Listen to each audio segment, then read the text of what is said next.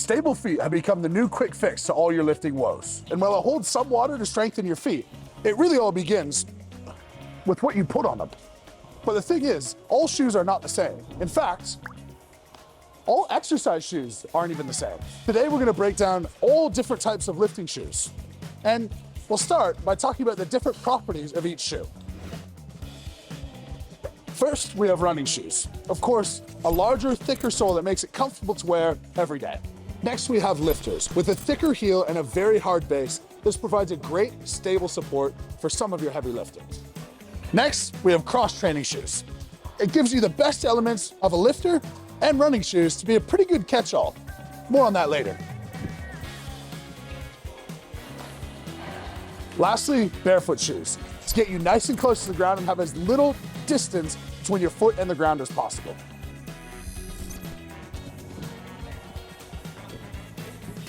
Running shoes. Now, it's in the name. Of course, running is most useful, but I really think these are best anytime you're doing any sort of high velocity bodyweight movement.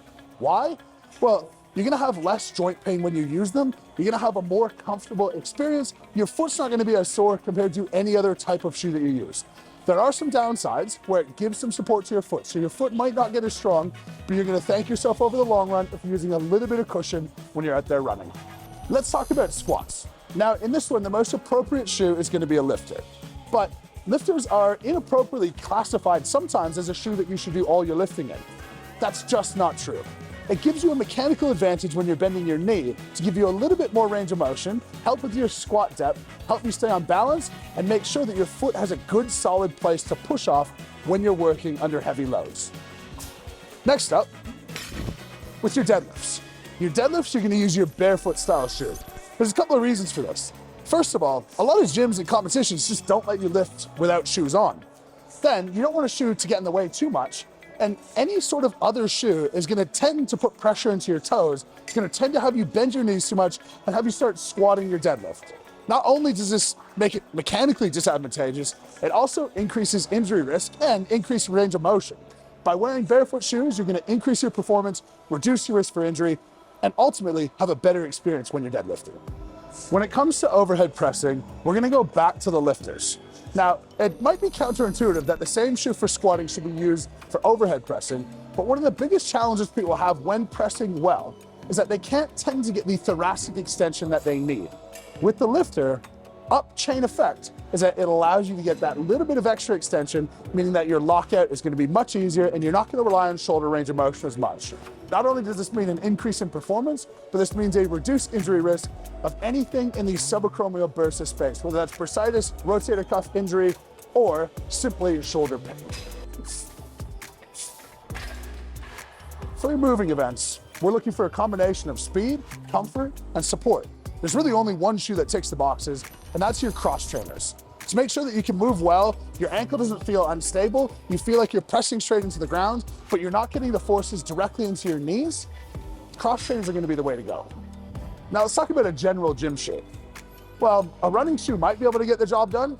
We need something a little bit more stable, but something that you could still run in, and something that you really could squat in or deadlift in. And we're back to the cross trainers. It's in the name, cross trainer. You're comfortable to run, you're comfortable to squat, you're comfortable to lift, and you still have the support that you need.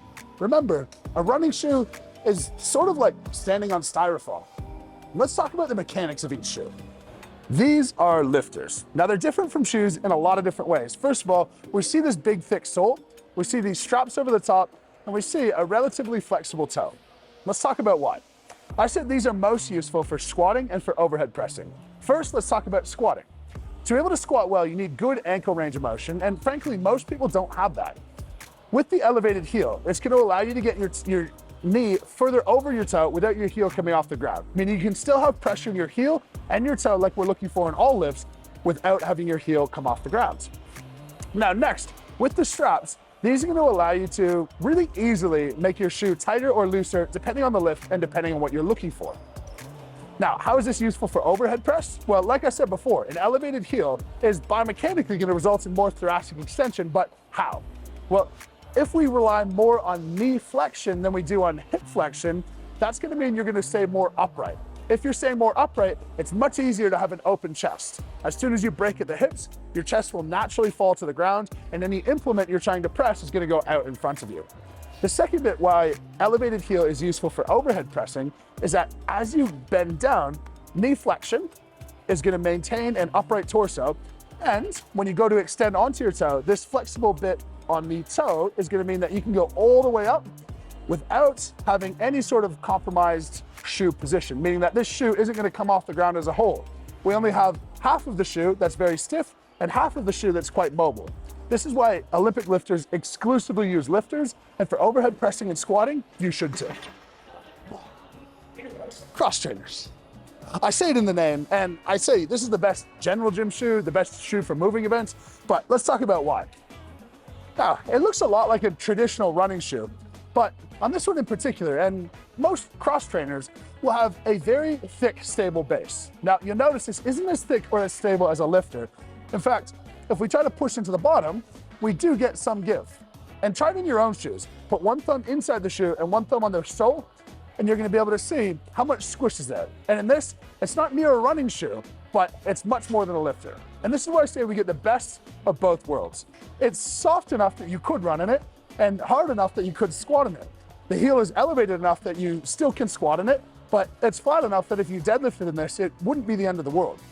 It also means that in moving events, you're gonna have an elevated heel for more knee flexion and more ankle flexion, but it's not gonna be pitching you forward, and it's gonna be stable enough that you can move fast.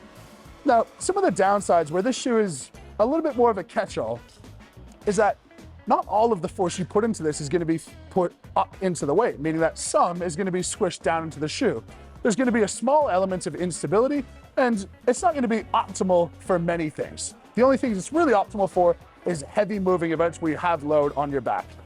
That being said, it's about 95% the way there to get you in a really good spot in most of your lifts. Now we get to the running shoe, and this is what most people use for their lifting and what I say is really just best for running. If we look at the shoe itself, if we go to twist the shoe, we can tell the whole thing is quite flimsy, and if we go to push on the heel, we can actually fold the shoe in half. There's not a whole lot of support, and this truly is just a cushion. But why is cushion useful? Well, when we're running, our knee is going to experience upwards of 10 times our body weight in force throughout our lower half. This makes sense because inherently we're jumping on one leg over and over and over, and this is just not a comfortable experience if you don't have some way to distribute that force.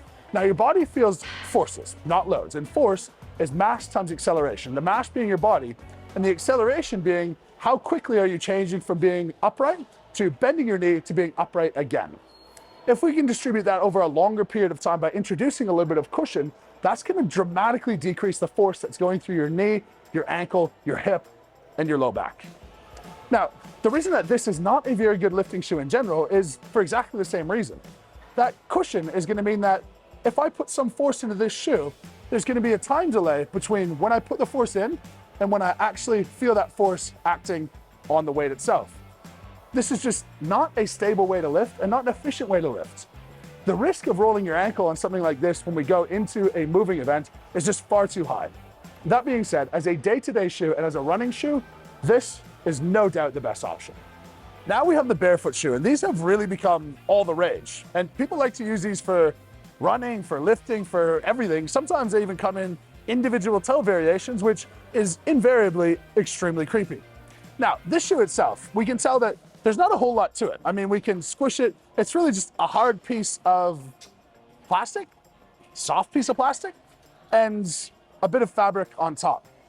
Now, the reason that these are popular in general is because people love to think that strengthening your feet is invariably going to be better through something like this than through a cushioned shoe, which is true. But this is something that you should use very carefully if you're transitioning from a traditional running shoe, because the overload that you're going to experience if you go from a running shoe to this, if you go for a run, is going to be far too much, and short term is going to cause you a lot of foot pain, ankle pain, knee pain, potentially even hip and back pain. Now, I said this is most useful for deadlifting. Well, why? Since we don't have any heel at all to this shoe, it means that you're going to be able to stay nice and neutral in your foot. Your shin is going to be able to stay more vertical, meaning that we can incorporate the posterior chain easier than when we have an elevated heel. If we have an elevated heel, naturally our knee is gonna push forward. And if we bend down to a front-loaded bar, which naturally a deadlift is, you're gonna end up putting a lot of pressure through the toes. It's gonna be a very quad-heavy lift. It's gonna be a deficit lift, and it's gonna put yourself in a compromised position. And inherently, you're going to lift less weight. Now, that's why the barefoot shoe is gonna be best for deadlifting. Use it sparingly otherwise. Now, I'm gonna give you my best recommendation if you had to go buy one gym shoe, but first let's talk about why is this important in the first place? And if I'm being honest with you, I actually don't think it's that important, but it's become that important because there's been so much misinformation about shoes and overzealousness about something like a barefoot shoe, where people will say that it changes everything about your life, for example. And the fact of the matter is, they're just shoes. Now, it is important to a degree, especially if you want to get the most out of your training. Now, if you want to get the most out of your training, I popped a link in the description with my training programs. But back to the shoes. Choosing the right shoe is going to mean you have the lowest risk of injury, which is the #1 beneficial factor. And #2, you're simply going to get the most out of your training. Now, you're already investing the time in the gym, you're investing the money for a gym membership, and having proper shoes is just a no-brainer. If we talk a little bit about the lifetimes of the shoe, this, for me, as a 330-pound man who's relatively active, a running shoe really lasts me 3 or 4 months. A drop zero style shoe or a barefoot shoe lasts me really as long as I want it to, and cross trainers are much the same. I've used the same cross trainer for somewhere around 12 months now, and barefoot shoe for around 8 months, and I'm not looking to replace either anytime soon. By choosing the correct shoe, it simply means that you're gonna get the return from your training that you're putting into it. And in the end, you might as well do that. If we think about the cost of these shoes, we're talking around 150 bucks for a running shoe, 100 bucks for a flat shoe, and maybe 175 to 200 for a good cross trainer, and about 200 for a lifter. Might seem like a lot, but if we're talking about investing in yourself and your training versus going out for dinner one time or going out and buying a new purse, a new shirt, or something like that, it's something where if you're training correctly, you're coming to the gym somewhere between 3 and 6 days a week, it starts to become a no-brainer. If you can use these little tips to help improve your technique, your outcomes, your commitment, your results from the gym, then how could you not do that? Now, if you have $600 to spend on shoes, that's great, go ahead and get them all. But most people just aren't in that situation. So if you had to choose one shoe to go to the gym and train, I would choose, as you could guess, the cross trainer. It's good enough to do basically everything, and you really don't pay too much on anything. Now, the downside is that if you want to go far in anything, you're gonna have to start to specialize at some stage. But frankly, this shoe, you can get away with overhead pressing to a large extent. Moving events, it's perfect for. Running short distances is okay. You're only really gonna run into issues when you get to higher level lifting. The combination between the flexibility in the toe, the stiffness in the heel, the little bit of cushion in the heel, is really gonna mean that this shoe is suitable for just about anything. I would love to know your guys' thoughts. Go ahead and pop them in the comments. What's your favorite shoe to train in? And are you one of those people who train in running shoes? And how about change your mind a little bit? As always, leave a comment if you can. If you have nothing to say, simply leave a moose dropping. Go ahead and subscribe to the channel. It would mean the world, and it costs you nothing and helps us immeasurably. Well, quite measurably, but it certainly helps us. Thanks a lot for watching, guys. Hopefully you enjoyed that. If you want more videos like this, go ahead and let me know. As per usual, lift heavy, be kind, and we'll catch you in the next video.